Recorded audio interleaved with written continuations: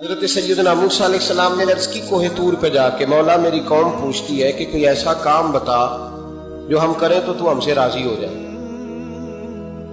حضرت موسیٰ کی قوم کا خیال تھا کہ تہجد کا حکم آئے گا تو پڑھیں گے، صدقات کا حکم آئے گا تو دیں گے، جہاد کی بات ہوگی تو کریں گے۔ کچھ جو نیک لوگ تھے ان میں سے انہوں نے یہ پیغام دیا کہ مالک ہمیں بتائے کہ وہ کس کام پہ راضی ہوتا ہے، ہم وہ کام کریں تاکہ اللہ ہم سے راضی ہو جائے۔ حضرت موسیٰ کلیم کہتے ہیں میں نے عرض کی مولا میری قوم پوچھتی ہے کہ کون سا ایسا کام کریں کہ تو راضی ہو جائے، تو رب کریم نے ارشاد فرمایا موسیٰ کہتے میرا خیال تھا کوئی لسٹ ملے گی، لیکن مالک نے ایک جملہ کہا، ایک جملہ، اور تفسیروں کے دریا بہا دیے۔ عرش کے مالک نے فرمایا موسیٰ ان سے کہو جا کے کہ وہ مجھ سے راضی ہو جائے، میں ان سے راضی ہو جاؤں گا، مجھ سے راضی ہو جائے۔ بندے اللہ سے راضی ہی نہیں راضی ہوتے۔ امام غزالی سے کسی نے پوچھا تھا، امام غزالی سے، کہ حضور اللہ کا بندے سے راضی ہونا کمال ہے یا بندے کا اللہ سے راضی ہونا کمال ہے؟ تو امام غزالی مسکرائے، فرمانے لگے رب تو بڑا ہی مہربان ہے، وہ تو بڑی جلدی راضی ہو جاتا ہے۔ وہ تو مسجد میں آ کے توبہ کرے تو اللہ راضی، کسی یتیم کے سر پہ ہاتھ پھیرو تو اللہ راضی، وہ تو کسی اندھے کو رستہ دکھایا تو اللہ راضی ہو گیا، وہ تو طوائف نے کتے کو پانی پلایا تو اللہ۔ امام صاحب فرمانے لگے یہ بندہ ہے جو اللہ سے راضی نہیں ہوتا، جس کے پاس اولاد نہیں وہ کہتا ہے چلو ایک بیٹی مل جائے تو میں راضی ہوں، بیٹی مل گئی تو کہتا اب ایک بیٹا بھی ملے تو پھر راضی ہوں، پھر کہتا ہے یہ دونوں اچھی تعلیم حاصل کر لے تو پھر میں راضی ہوں، پھر کہتا ہے یہ بہت زیادہ پیسے کمائے تو پھر میں راضی ہوں۔ بہرحال راضی ہوتا، لیکن جو راضی ہو جاتا ہے نا، اللہ اکبر، جو اللہ سے راضی سکھی بڑا رہتا ہے، سکون میں بڑا رہتا ہے، مطمئن بڑا رہتا ہے۔ جو سمجھ لیتا ہے نا کہ جو میرے رب نے بہتر سمجھا وہ میرے اللہ نے مجھے۔ میں کبھی کبھی سوچتا ہوں کہ یار حضرت بلال حبشی نے کوئی عہدہ نہیں مانگا ساری زندگی، انہوں نے نہیں کہا مجھے بھی ایک صوبے کا گورنر بناؤ میری بھی خدمات ہیں، مجھے بھی وزیر خزانہ بناؤ میرا بھی کچھ بنتا ہے۔ ایک دفعہ نہیں کہا سیدنا بلال حبشی رضی اللہ تعالیٰ عنہ کہ میری بھی کوئی ڈیوٹی ایسی ہونی چاہیے کہ مجھے چلو سپہ سالار ہی بنا دیا جائے۔ ساری زندگی مسجد میں جھاڑو دیا تو اسی پہ راضی رہے، ساری زندگی محبوب کے مہمانوں کا لنگر پکایا تو اسی پہ راضی رہے، ساری زندگی میرے محبوب علیہ السلام کے بچوں کی نوکری کی تو اسی پہ راضی رہے، راضی بالرضا رہے۔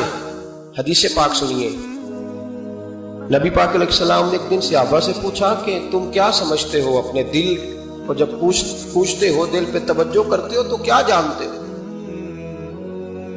تو صحابہ کرنے لگے یا رسول اللہ جب ہم اپنے دل پہ توجہ کرتے ہیں تو ہم سمجھتے ہیں کہ اللہ نے ہمیں ایمان عطا فرمایا ہے۔ تو حضور نے فرمایا تمہارے ایمان کی دلیل کیا ہے؟ ایمان کی کوئی دلیل بھی تو ہوتی ہے، ہمارے زمانے میں تو کوئی دلیل نہیں، نماز نہیں پڑھتا پھر بھی میں مسلمان ہوں، روزہ نہیں رکھتا پھر بھی مسلمان، جھوٹ صبح سے شام تک، کہتا خبردار کسی نے مجھے ذرا بھی بات کی سب سے بڑا مسلمان میں ہی ہوں، بددیانتی، دھوکہ، فریب، فرار، لیکن خبردار کسی نے کوئی بات کی سب سے بڑا مفتی میں ہی ہوں۔ جرم سارے پائے جاتے ہیں، دلیل کیا ہے بھائی؟ اگر دیکھیں نا، اگر درخت ہے تو دلیل یہ ہے کہ پھل بھی ہے، شاخیں بھی ہیں، لیکن تو صاحب ایمان ہے تو دلیل کیا ہے؟ تو نبی پاک صلی اللہ علیہ وسلم نے صحابہ سے پوچھا کہ تم ایماندار ہو تو دلیل دو۔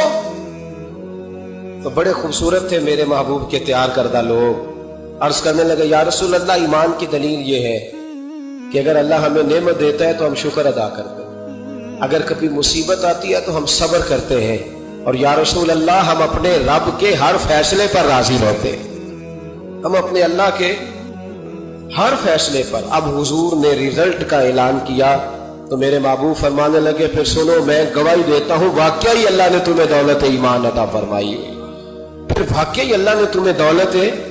اگر تم اپنے رب پر راضی ہو، اگر تم راضی ہو اس کام پر جس پہ اللہ نے تمہیں رکھا ہوا ہے، اگر تمہیں کسی کو دیکھ کر تکلیف نہیں ہوتی، اگر تم نہ حسد میں جلتے ہو، نہ بغض میں، نہ کینے میں، نہ تکبر میں، نہ احساس کمتری کا شکار ہوتے، اگر تم راضی رہتے ہو کہ میرے مالک نے بہترین زندگی مجھے دی، پھر اس کا مطلب یہ ہے کہ تم صاحب ایمان ہو۔ حضرت رابعہ بصری رحمت اللہ تعالی علیہ نا طبقہ صوفیاء میں ایک بڑی منفرد حیثیت رکھتی ہیں، علیحدہ ایک مقام ہے، اور ان کی زندگی بتاتی ہے کہ اللہ کی معرفت اور رب تبارک و تعالیٰ کا قرب صرف مرد کے لیے خاص نہیں، اگر عورت بھی توجہ کرے تو اللہ اسے بھی خزانے کھول کے عطا فرماتا ہے، اسے بھی اللہ خزانے کھول۔ حضرت رابعہ بصری اکثر نہ اولیاء اللہ کی مجالس میں جا کے بیٹھتی تھی، بیٹھتی پردے کے اندر تھی لیکن بیٹھا کرتی۔ حضرت سفیان ثوری بہت بڑا نام ہے، یہ وہ شخصیت ہے کہ جب جایا کرتے تھے تو اولیاء اللہ کھڑے ہو کے ان کا استقبال کرتے۔ بغداد میں اتنا بڑا درجہ تھا ان کا۔ حضرت جعفر بن سلیمان بھی بیٹھے تھے، سفیان ثوری بھی بیٹھے تھے۔ تو حضرت سفیان ثوری دعا مانگنے لگے، جناب رابعہ بصری پردے کے اندر بیٹھی ہوئی تھی، دعا مانگنے لگے، اے اللہ مجھ سے راضی ہو جا، اے اللہ مجھ سے راضی ہو جا، اے اللہ مجھ سے۔ دیر تک دعا مانگتے رہے تو بی بی صاحبہ، بائی صاحبہ اندر سے بول پڑی ناراض ہو کے، کہنے لگی بس کر سفیان، کیا دعا مانگ رہا ہے تو، کب سے میں سن رہی ہوں، بس کر۔ کیا ہوا، تو کیوں ناراض ہوتی ہے؟ فرمانے لگی سفیان تو نے ایک بار بھی کہا میں نے برداشت کیا، دوسری بار بھی کہا، بتائیے دعا ٹھیک ہے کہ نہیں ان کی؟ اے اللہ تو مجھ سے راضی ہو جا۔ اس دعا پہ ناراض ہوگی مائی صاحبہ، کہنے لگی تو نے ایک بار بھی مانگی تو میں چپ رہی، دوسری بار بھی مانگی تو اب تو چپ ہی نہیں کر رہا، بس کر۔ حضرت سفیان کہنے لگے چل میری اصلاح کر دے۔ تو مائی صاحبہ کہنے لگی تو یہ تو کہہ رہا ہے یا اللہ راضی ہو جا، یا اللہ راضی ہو جا، پہلے تو بتا تو اللہ سے راضی ہے؟ پہلے اپنے نفس پر نظر ڈالنا، تو راضی ہے؟ روز نہیں مانگتا کہ 2 کروڑ چاہیے، 6 کروڑ چاہیے، انسان کا نفس روز نہیں کہتا بڑی گاڑی چاہیے، روز نہیں کہتا میرے بھی ٹھاٹ باٹ ہو، میں بھی بڑی گاڑی میں کھڑے ہو کے لوگوں کو ہاتھ لہرا کے لیڈر بنوں، روز نہیں کہتا میرا بھی بڑا نام ہو۔ پہلے بتا نا تو راضی ہے؟